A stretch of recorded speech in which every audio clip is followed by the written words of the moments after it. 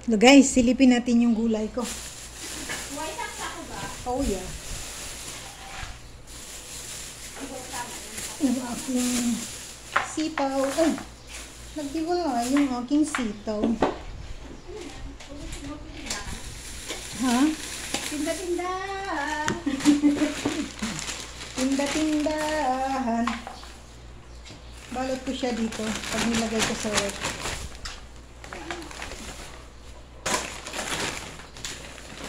Ay, ano ba yan? Napunit. Ang ganda ko. Kaya sa ito ng Oh yeah. Labanus. Labanus mustasa. Yung talong. Talong.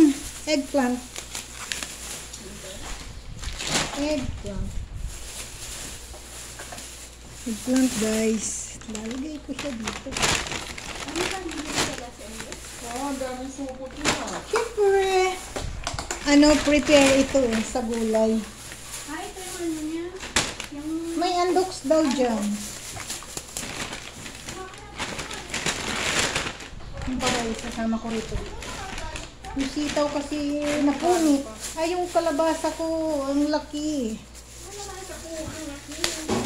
Ang kalabasang malaki. Ang ganda oh. Ganda ng kalabasa ko guys. Siyempre. binagoong ko. Oo, sa binabuungan ko lalagay. Dito siya dito. Para masaya ang buhay.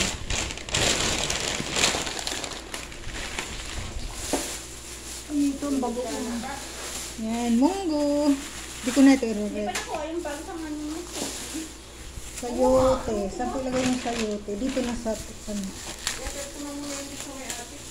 dito na sa talong. Ilalagay ko yung sayote sa talong. Sayote. Makakita ko dyan.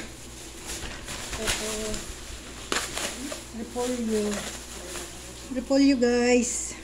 Dito na sa kalabasa. Sama ko sa kalabasa. Lasang ano?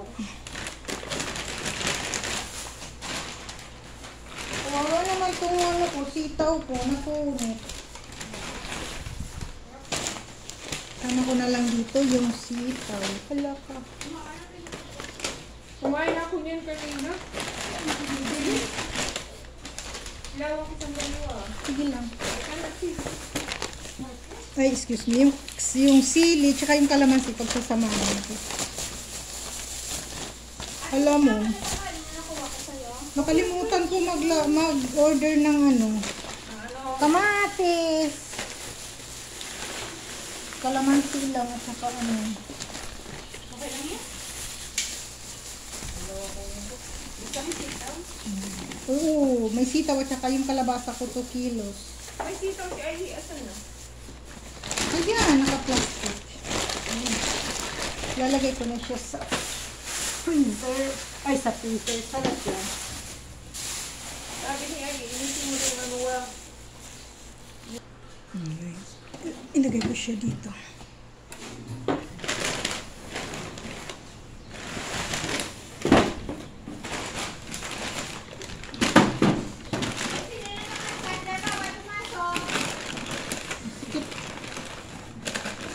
Hindi ka siya nakapaghiwalay mo.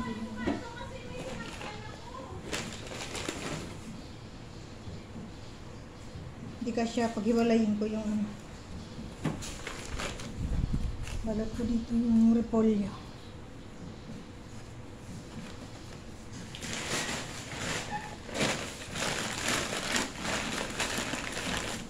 Ano guys, ready na.